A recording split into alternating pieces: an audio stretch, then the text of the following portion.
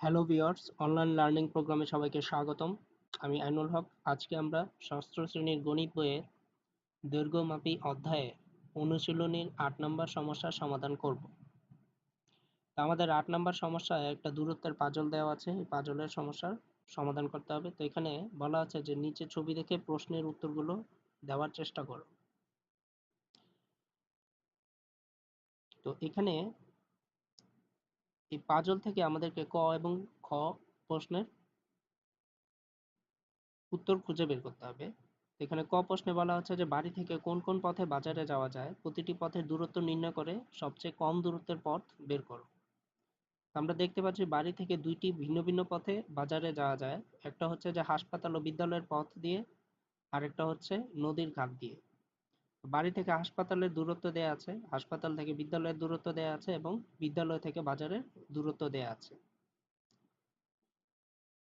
আবার বাড়ি থেকে নদীর ঘাটের দূরত্ব দেয়া আছে এবং নদীর ঘাট থেকে বাজারে যাওয়ার দূরত্ব দেয়া আছে। তো খ নং প্রশ্নে বলা হচ্ছে নদীর ঘাট থেকে কোন কোন পথে হাসপাতালে যাওয়া যায়, প্রতিটি পথের দূরত্ব নির্ণয় করে সবচেয়ে কম দূরত্বের পথ খুঁজে বের করো। তো নদীর ঘাট থেকেও বাজারে হাসপাতালে যাওয়ার জন্য দুটি ভিন্ন ভিন্ন রাস্তা আছে। একটা হচ্ছে বাড়ি সামনে দিয়ে যে রাস্তা সেটা দিয়ে, আরেকটা হচ্ছে বাজার এবং বিদ্যালয় হয়ে হাসপাতালে যাওয়ার রাস্তা। তো সব ক্ষেত্রে দূরত্ব দেয়া আছে। তো আমাদের হচ্ছে ভিন্ন ভিন্ন পথের মোট দূরত্ব বের করে আমাদেরকে দেখতে হবে যে কোন দূরত্বটা কম কম দৈর্ঘ্যের। তো যে দূরত্বটা কম হবে অন্য একটা পথের, সেটাই হবে আমাদের প্রশ্নের সমাধান। তো আমরা ক নাম্বারটা এভাবে শুরু করছি যে বাড়ি থেকে দুটি পথে বাজারে যাওয়া যায়, হাসপাতাল ও বিদ্যালয়ের রাস্তা দিয়ে এবং নদীর ঘাটের রাস্তা দিয়ে। তো হাসপাতাল ও বিদ্যালয়ের রাস্তা দিয়ে যদি দূরত্ব মাপি, তাহলে দূরত্বটা এমন হবে যে প্রথম হচ্ছে বাড়ি থেকে হাসপাতালের দূরত্ব যেটা দেওয়া আছে ১ কিলোমিটার। তো আমরা এটাকে মিটারে রূপান্তর করছি। ১ কিলোমিটার সমান সমান হচ্ছে ১০০০ মিটার, সেটা আমাদের জানা আছে। তো মিটারে রূপান্তর করার কারণ হচ্ছে পরবর্তীতে কিছু মান মিটারে দেওয়া আছে, যেমন হাসপাতাল থেকে বিদ্যালয়ের দূরত্ব ৬০ মিটারে দেওয়া আছে। আবার নদীর ঘাট থেকে বাজারের দূরত্ব ৮৪০ মিটার দেওয়া আছে। আবার এখানে দেওয়া আছে ১০৬০ মিটার, যেটা বাড়ি থেকে নদীর ঘাটের দূরত্ব। তো একই রকম একক যদি রূপান্তর না করা যায়, তাহলে আমাদের দুটি ভিন্ন ভিন্ন মানের যোগ এবং বিয়োগ করতে সমস্যা হয়ে যাবে। এই জন্য আমরা সবগুলোকে মিটারে রূপান্তর করছি, যাতে করে যোগ যোগ এবং বিয়োগ করতে সুবিধা হয়। এখন বাড়ি থেকে হাসপাতালের দূরত্ব ১ কিলোমিটার, আমরা এটাকে মিটারে রূপান্তর করে লিখেছি ১০০০ মিটার। হাসপাতাল থেকে বিদ্যালয়ের দূরত্ব হচ্ছে ৬০ মিটার এবং বিদ্যালয় থেকে বাজারের দূরত্ব হচ্ছে ১.২ কিলোমিটার, যেটাকে ১০০০ দিয়ে গুণ করলে আমরা পাবো ১২০০ মিটার। এখন এই তিনটা মানকে যোগ করলে আমরা পাচ্ছি মোট ২২৬০ মিটার, যেটা হচ্ছে হাসপাতাল ও বিদ্যালয়ের রাস্তা দিয়ে যদি আমি বাড়ি থেকে বাজারের দূরত্ব মাপি, তাহলে মোট পাবো ২২৬০ মিটার। এবার নদীর ঘাটের রাস্তা দিয়ে যদি দূরত্ব মাপি,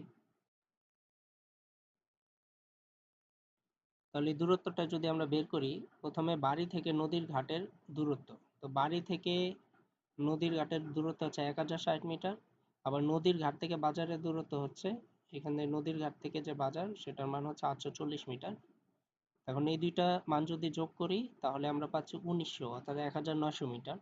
তো ১৯০০ মিটার হচ্ছে নদীর ঘাটের রাস্তা দিয়ে বাড়ি থেকে বাজারে যাওয়ার মোট দূরত্ব।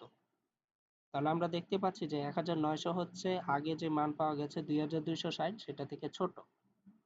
আমরা এটা এভাবে লিখেছি যে এখানে ১৯০০ স্মলার দেন অথবা ছোট ২২৬০ থেকে।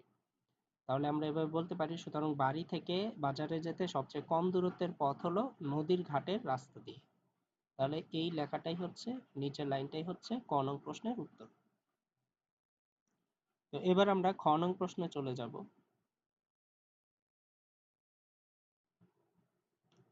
আমাদের খ নং প্রশ্নে বলা আছে নদীর ঘাট থেকে কোন কোন পথে হাসপাতালে যাওয়া যায়, প্রতিটি পথের দূরত্ব নির্ণয় করে সবচেয়ে কম দূরত্বের পথ খুঁজে বের করো। আমরা নদীর ঘাট থেকে দুইটি পথে হাসপাতালে যাওয়া যায়, এটা লিখি। বাড়ির রাস্তা দিয়ে এবং বাজার ও বিদ্যালয়ের রাস্তা দিয়ে। বাড়ির রাস্তা দিয়ে আমরা যেতে পারি, আর একটা হচ্ছে নদীর ঘাট থেকে আমরা যদি বাজার ও বিদ্যালয় হয়ে হাসপাতালে যাই সেটাও সম্ভব। তো বাড়ির রাস্তা দিয়ে দূরত্ব হচ্ছে, প্রথম হচ্ছে নদীর ঘাট থেকে বাড়ির দূরত্ব যেটা 1060 মিটার, সেটা আমরা লিখেছি, এবং পরে হচ্ছে বাড়ি থেকে হাসপাতালের দূরত্ব, সেটা হচ্ছে 1 কিলোমিটার, আমরা মিটার রূপান্তর করলে সেটা পাচ্ছে 1000 মিটার। এখন এই দুইটা মান যোগ করলে আমরা পাচ্ছি 2060 মিটার। অর্থাৎ বাড়ির রাস্তা দিয়ে নদীর ঘাট থেকে হাসপাতালে যাওয়ার মোট দূরত্ব হচ্ছে 2060 মিটার। বাড়ির সামনে দিয়ে যে রাস্তা, সেই রাস্তা দিয়ে নদীর ঘাট থেকে হাসপাতালে যেতে আমাদের মোট অতিক্রম করতে হবে 2060 মিটার। আবার বাজার ও বিদ্যালয়ের রাস্তা দিয়ে যদি দূরত্ব নির্ণয় করি, তাহলে প্রথমে হচ্ছে যে নদীর ঘাট থেকে বাজারের দূরত্ব, সেটা লিখেছে 840 মিটার। তারপর বাজার থেকে বিদ্যালয়ের দূরত্ব 1.2 কিলোমিটার, সেটাকে মিটারে রূপান্তর করলে আমরা পাই 1200 মিটার। আবার বিদ্যালয় থেকে হাসপাতালের দূরত্ব হচ্ছে 60 মিটার। এখন এই তিনটা মানকে যদি আমরা যোগ করি, তাহলে আমরা মোট পাচ্ছি 2100 মিটার। এই 2100 মিটার হচ্ছে বাজার ও বিদ্যালয়ের সামনে যে রাস্তা, এই রাস্তা দিয়ে যদি নদীর ঘাট থেকে হাসপাতালে যাই, তাহলে মোট আমাদেরকে 2100 মিটার দূরত্ব অতিক্রম করতে হবে। তাহলে এখন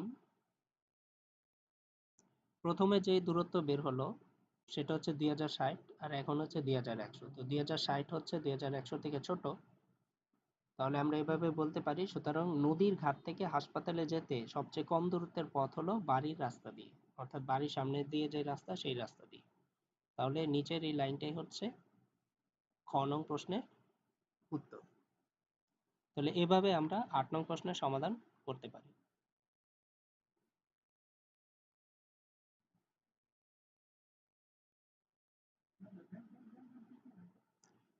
তাহলে আজকের সেশন এইটুকুই। ধন্যবাদ সবাইকে আজকের সেশনে অংশগ্রহণ করার জন্য।